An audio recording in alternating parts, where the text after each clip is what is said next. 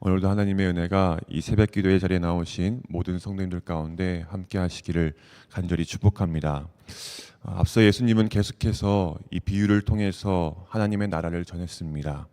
씨 뿌리는 자, 등불, 겨자씨, 밭의 보화, 누룩의 비유 같은 말씀들로 하나님의 나라를 좀 더 이해하기 쉽게 전했죠.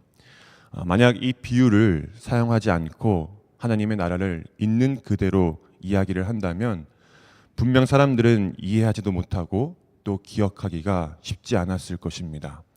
그래서 예수님은 일부러 이 비유를 통해서 좀 더 이해하기 쉽고 그 의미를 보다 정확하게 전달하고자 이 비유들을 통해서 말씀을 하신 것이죠.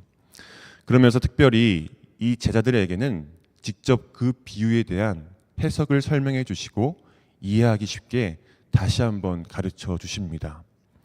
제자들은 분명 외인들과 달리 예수님의 비유의 뜻을 이해할 수 있는 특권을 가진 자들입니다.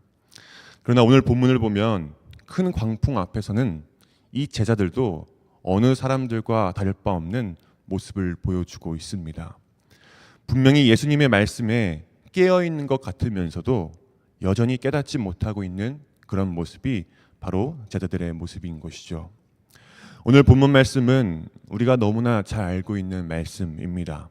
예수님께서 제자들에게 갈릴리 호수 건너편으로 가자고 하시죠. 그래서 제자들은 예수님을 모시고 호수 건너편으로 출발하는데 갑자기 큰 광풍이 찾아오게 됩니다. 그 당시 갈릴리 호수는 북쪽에 있는 이 헐몬산의 찬 공기와 이 바다의 따뜻한 공기가 만나게 되면서 광풍이 자주 발생하곤 했습니다. 지금 그 광풍이 하필 예수님과 제자들이 배를 타고 가는 도중에 찾아오게 된 것이죠. 근데 우리가 주목해서 봐야 할 것은 지금 이 배에 탄 사람들을 보면 여기에 어부 출신들이 굉장히 많다는 것입니다. 베드로, 안드레, 야고보, 요한, 이 호수를 수십 번도 왔다 갔다 한 사람들이 지금 배에 타고 있는 것이죠. 아마도 이들은 그 광풍에 대해서 누구보다 잘 알고 있었을 것입니다. 광풍이 불 때 어떻게 대처해야 하는지, 어떻게 배를 컨트롤해서 안전하게 그 광풍을 피할 수 있을지, 나름 전문가라고 볼 수 있는 이 제자들이 배에 꽤 많이 탔다는 것이죠.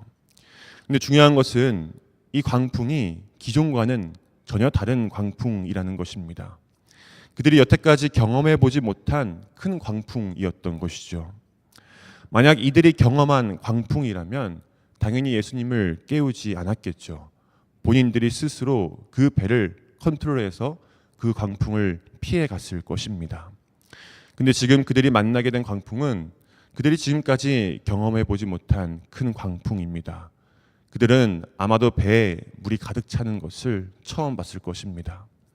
바다에서 꽤 오랜 시간을 보낸 나는 베테랑이라고 할 수 있는 이 제자들의 입에서 우리가 죽겠나이다 라고 말할 정도면 당시 그 상황이 얼마나 심각하고 매우 급박한 상황인지를 보여주고 있는 것이죠. 그런데 지금 그런 상황 속에서 예수님은 잠을 주무시고 계십니다. 여기에 대해서 많은 학자들은 아마도 예수님께서 이전에 지속되어 왔던 사역 때문에 많이 피곤하셔서 잠을 주무시고 계신 것이다 라고 주장하는 학자들도 있고, 또 어떤 학자들은 그 당시 30대 청년이었던 예수님이 그렇게 쉽게 피곤하지는 않았을 것이다, 아마도 제자들을 시험하기 위해서 일부러 자는 척을 했을 것이다, 이렇게 주장하는 학자들도 있습니다. 그런데 중요한 것은 어쨌든 지금 예수님은 제자들과 달리 굉장히 평온한 상태라는 것입니다. 똑같은 배 안에 있지만 마치 전혀 다른 공간에 있는 것처럼 예수님은 굉장히 평온한 상태이고 제자들은 굉장히 급박한 상황인 것이죠. 제자들과 달리 예수님이 이렇게 평온하실 수 있는 이유는 하나님에 대한 절대적인 신뢰가 있었기 때문입니다. 온 우주 만물을 만드신 하나님을 절대적으로 신뢰하고 있었기 때문에 그 광풍 속에서도 예수님은 평온할 수 있었던 것이죠. 그러나 제자들에게는 이런 신뢰가 없었습니다. 그러니 이 제자들이 예수님의 모습을 보고 얼마나 당황했겠습니까? 베테랑 어부들도 꼼짝도 못하는 그 큰 광풍 앞에서 아주 평온하게 잠을 자고 있으니 얼마나 당황스러우면서도 한편으로는 얼마나 답답하겠습니까?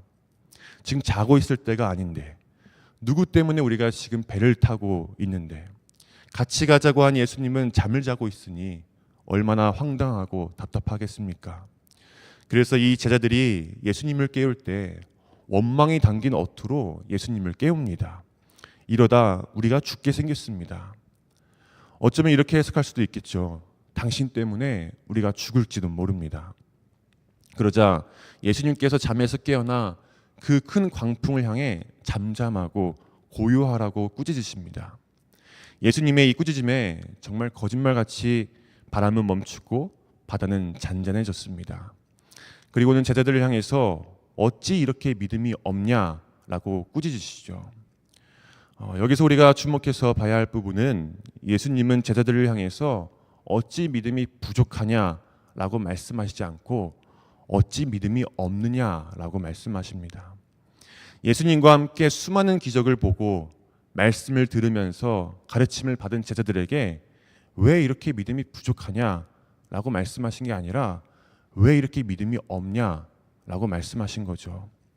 세번역 성경이랑 영어 성경에 보면 스틸이라는 단어를 사용해서 여전히라는 표현을 사용했습니다.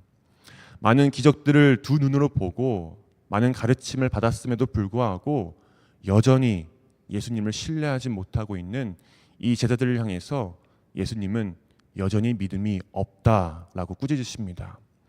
그렇다면 예수님께서 말씀하시는 믿음이라는 것은 과연 무엇을 의미할까요? 고린도후서 5장 7절에 보면 이는 우리가 믿음으로 행하고 보는 것으로 행하지 아니함이로라. 믿음은 매사에 보이는 것이 아니라 보이지 않는 그분의 말씀을 따라 행하는 것입니다.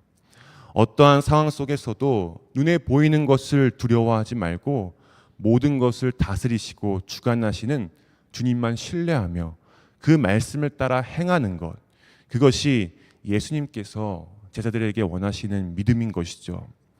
앞서 예수님께서 비유를 통해서 말씀하신 것도 그 비유들은 누구나 다 들을 수 있는 것입니다. 그러나 그 비유 속에 감춰진 진짜 의미를 발견하기 위해선 말씀을 듣기만 하는 무리가 아니라 말씀대로 행하는 제자가 되어야 예수님이 말씀하신 비유를 정확히 깨닫게 되는 것이죠. 예수님은 말씀대로 행하는 믿음을 이 제자들이 갖기를 원하셨습니다.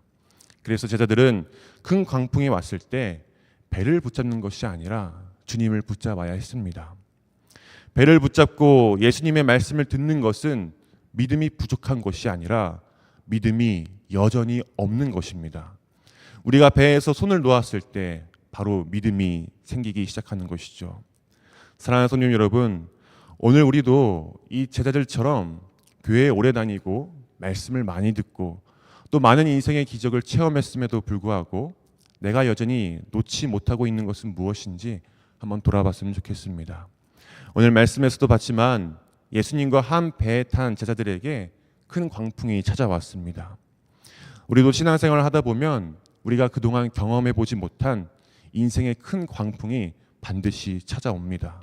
그러나 우리가 두려워해야 할 것은 우리 앞에 찾아온 그 광풍이 아니라 우리 안에 믿음이 여전히 없는 것을 두려워해야 합니다. 우리가 이것을 해결하기 위해선 내가 여전히 붙잡고 있는 것을 내려놓고 주님만 신뢰할 때 그때 비로소 두려움은 사라지고 평안이 찾아오게 됩니다. 사랑하는 성도 여러분, 배를 타고 건너가자고 하신 분은 제자들이 아니라 예수님이십니다.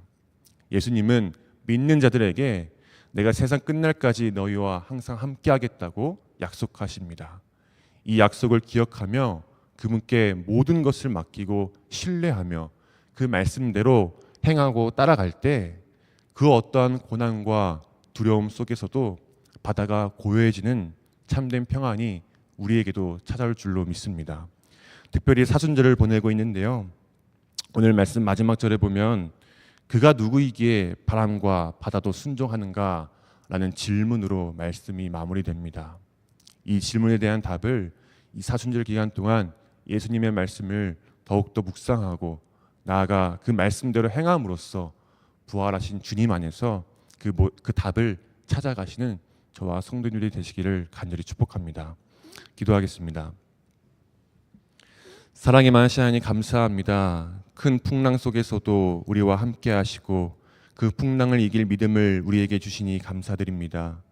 주님, 이 시간 우리가 말씀을 듣는 무리가 아니라 말씀을 따라 행하는 제자들이 되기를 원합니다.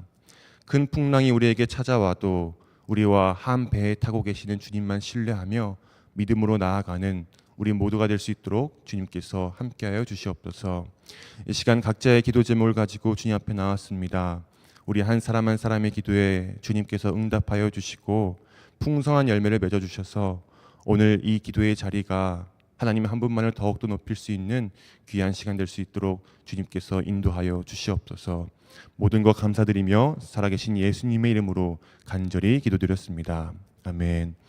하늘에 계신 우리 아버지여, 이름이 거룩히 여김을 받으시오며 나라가 임하시오며 뜻이 하늘에서 이루어진 것 같이 땅에서도 이루어지이다. 오늘 우리에게 일용할 양식을 주시옵고 우리가 우리에게 죄 지은 자를 사하여 준 것 같이 우리 죄를 사하여 주시옵고 우리를 시험에 들게 하지 마시옵고 다만 악에서 구하시옵소서. 나라와 권세와 영광이 아버지께 영원히 있사옵나이다. 아멘.